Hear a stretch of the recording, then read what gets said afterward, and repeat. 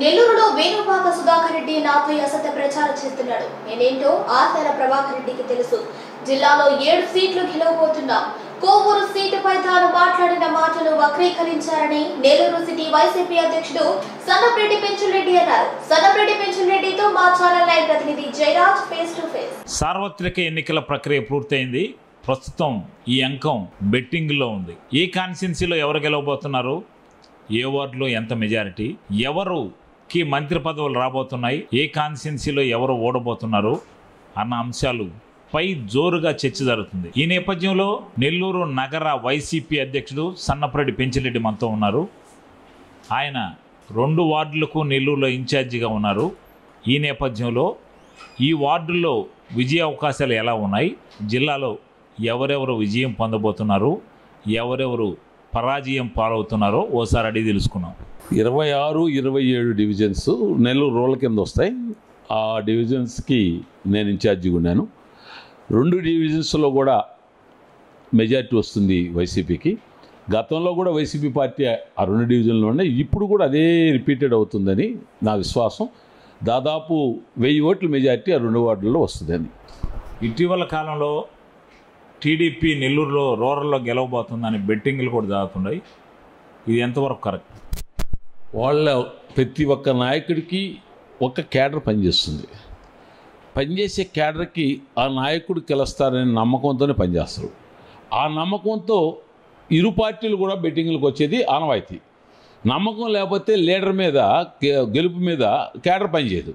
ఈ క్యాడర్ పనిచేస్తుంది అంటే వాళ్ళకి ఒక విశ్వాసం, మనం చేసే నాయకుడు గెలుస్తాడని విశ్వాసం ఉంది. కాబట్టి ప్రతి ఒక్కరు కూడా పందానికి వస్తుంది. మీ నేత నెల్లూరు రూరల్లో మీ నేత ఆదాల ప్రభాకర్ రెడ్డి విజయ అవకాశాలపై మీ కామెంట్స్ చెప్పండి. 100కి 100 పాళ్ళు దాదాపు మంచి మెజార్టీతో మా లీడర్ ఆదాల ప్రభాకర్ రెడ్డి గెలుస్తున్నాడు. ఆయన సౌమ్యుడు, అభివృద్ధి తప్ప శాంతి తప్ప ఇంకొకటి ఆలోచించే వ్యక్తి కాదు. పార్టీకి వ్యతిరేక ఓటు కూడా ఆదాల ప్రభాకర్ రెడ్డికి ప్లస్ ఎక్కడ పోయినా వస్తుంది. మేము ధైర్యంగా, నమ్మకంగా మా లీడరు ప్రభాకర్ రెడ్డి గారు ఖచ్చితంగా గెలవబోతున్నాడని విశ్వాసం ఉంది మాకు. మీ ఒక్క వార్డులోనే 1000 ఓట్ల మెజారిటీ అయితే ఇంక 24 వార్డుల్లో, అదే మీ 2 వార్డుల్లో 1000 ఓట్ల మెజారిటీ అయితే 24 వార్డుల్లో కలిపితే మరొక 12,000 మెజారిటీ మీరు చెప్పబోతున్నారు, అంతేనా? దాదాపు 15 నుంచి 20,000 మెజార్టీ. నెల్లూరు సిటీ అయితేనేమి, గ్రామాలు అయితేనేమి అన్నీ కలిపి దాదాపు 15 నుంచి 20,000 మెజార్టీతో గెలుస్తాడు. ఇప్పుడు ఇటీవల కాలంలో మీరు ఒక ఇంటర్వ్యూలో నెల్లూరు సిటీ, కోవూరు టైట్గా ఉంది, కొంచెం గెలుపు అవకాశాల మీద అనుమానం వ్యక్తం చేశారు. దాని మీద మీరు కట్టుబడి ఉన్నారా?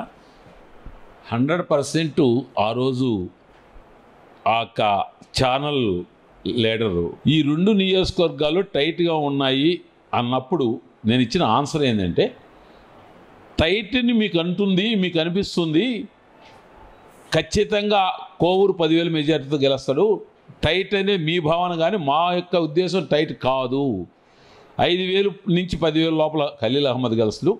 7 నియోజకవర్గాలు, మా పార్లమెంటు పరిధిలో ఉన్న 7 నియోజకవర్గాల శాసనసభ్యులు గెలవబోతున్నాం. అత్యధిక మెజార్టీతో విజయసాయిరెడ్డి గారు గెలుస్తారని మాత్రమే నేను స్టేట్మెంట్ ఇచ్చా. ఈ భాగం నేను కూడా విన్నాను. అది మీరు ఇప్పుడు అడిగిన క్వశ్చన్కి ఆయన ఇంటర్వ్యూ విన్నాను. ఈ బిట్ ఎట్టబోయిందో కానీ మిగతా అన్నీ ఉన్నాయి. ఈ బిట్ ఒకటి కనపడాల నాకు కూడా. అందుకే మీరు ఇప్పుడు అడిగారు కాబట్టి మీకు ఆన్సర్ ఇస్తున్నా. వారు అడిగింది టైట్ అని. టైట్లో మేము గెలవబోతున్నాం 10,000 మెజార్టీతో ప్రసన్న కుమార్ రెడ్డి, 5 నుంచి 10,000 లోపల మా సిటీ అభ్యర్థి గెలవబోతున్నామని క్లియర్గా చెప్పాను. 7 నియోజకవర్గాలు వైసీపీకి వస్తున్నాయి. 7 నియోజకవర్గాల్లో మంచి మెజార్టీతో విజయసాయిరెడ్డి గారు ఎంపీ అవుతున్నారు. నెల్లూరు సిటీ, నెల్లూరు రూరల్లో క్రాస్ ఓటింగ్ జరిగింది. నెల్లూరు రూరల్లో VPR, APR అన్నారు. నెల్లూరు సిటీలో నారాయణ VPR అన్నారు. కొంతమంది అట్లా క్రాస్ చేశారంటున్నారు. దాని మీద మీ కామెంట్. నాకు తెలిసి నెల్లూరు రూరల్లో అటువంటి పరిస్థితి లేదు. సిటీలో మాత్రం ఎంపీ అభ్యర్థి VPRకి పడకుండా క్రాస్ ఓట్ విజయసాయిరెడ్డి గారికి పడింది మాత్రం ఇక్కడ వ్యాపార కూడల్లో మాత్రం మెజారిటీ మంది విజయసాయిరెడ్డి గారికి వేశారు. దానికి ఏంటంటే రీజన్ వాళ్ళని అడిగితేనే వాళ్ళు చెప్పిన రీజను, విజయసాయిరెడ్డి గారు వచ్చి మమ్మల్ని ఇంటింట్లో ఓటు అడిగాడు, ఆయన రాలేదు కాబట్టి ఒకటి మేము నారాయణకి వేసాం, ఒకటి మాత్రం విజయసాయిరెడ్డికి వేసామని క్లియర్గా వ్యాపారస్తులు మాకు చెప్పడం జరిగింది. ఇన్ఛార్జిగా ఉన్న డివిజన్లో కొంతమంది మెజారిటీ తక్కువ వస్తుంది, అసలు ఆపరేషన్ బాగలేదు, కొంచెం ఎన్నికల ప్రక్రియ సక్రమంగా జరగలేదు అంటారు. దాని మీద మీ కామెంట్.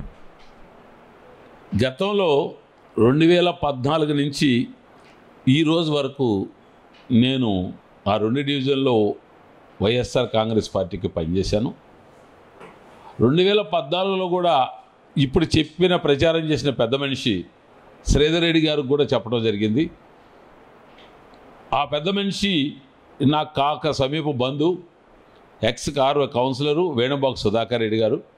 ఆయనకి ఇంట్లో నుంచి బయట రాకుండా ఏ వ్యక్తిన పనిచేస్తుంటే అది ఓర్చుకోలేక ఈర్షాభావంతో ఆ క్యాండిడేట్కి ఎవరైతే సన్నిహితంగా ఉంటారో ఆ సన్నిహితమైన వ్యక్తికి ఇటువంటి ప్రచారం పంపించటం, ఆ వ్యక్తుల దగ్గర మనకు చెడ్డపేరే జరగటం అనేది 2014 నుంచి ఇది ఆనవాయితీగా జరుగుతుంది.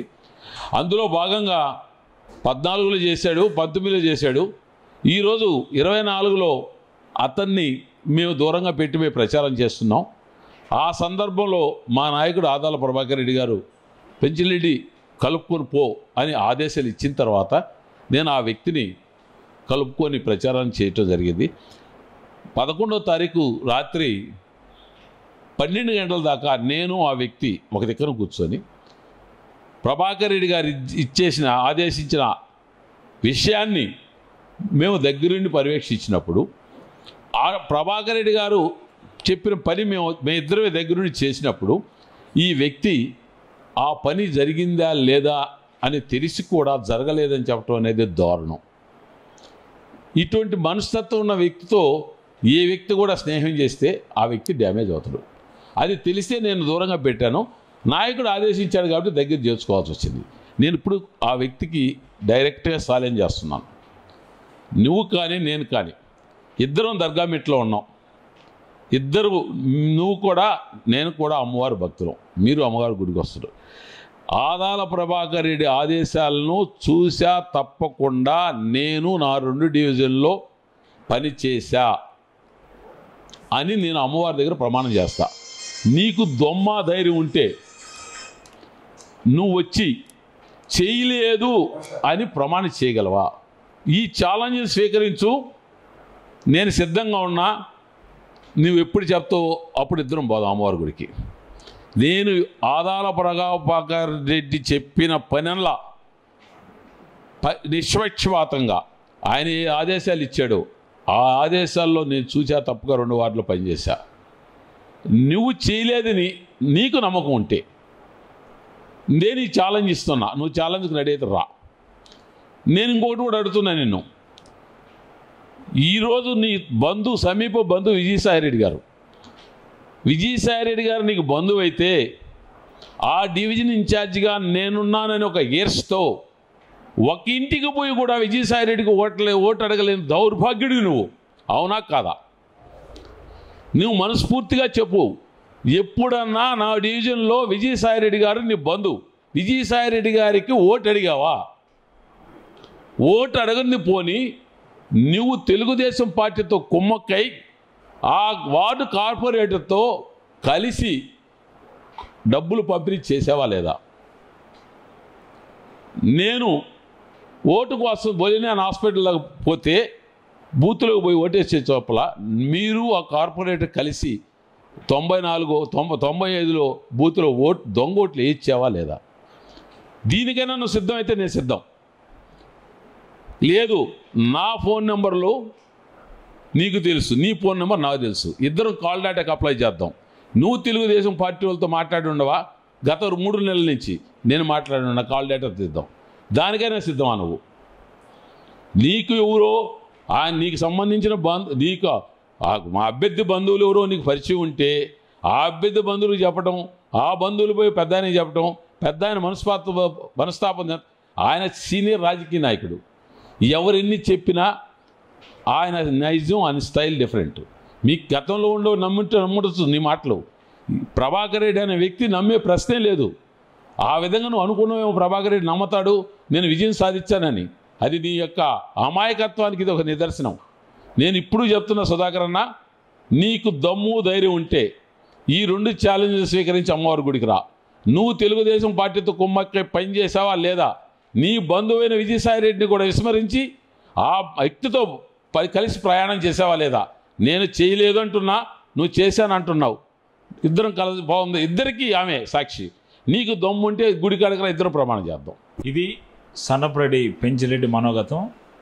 తాను అమ్మవారి గుడి మీద ప్రమాణం చేస్తాను, అమ్మవారి ముందు ప్రమాణం చేస్తాను. వేడుంబాక సుధాకర్ రెడ్డి అనే వ్యక్తి అసత్య ప్రచారం చేశారు. ఈ అసత్య ప్రచారాలని ఎవరూ నమ్మొద్దని ఛాలెంజ్ విసిరారు. కెమెరామ్యాన్ సాగర్తో జయరాజ్, నెల్లూరు.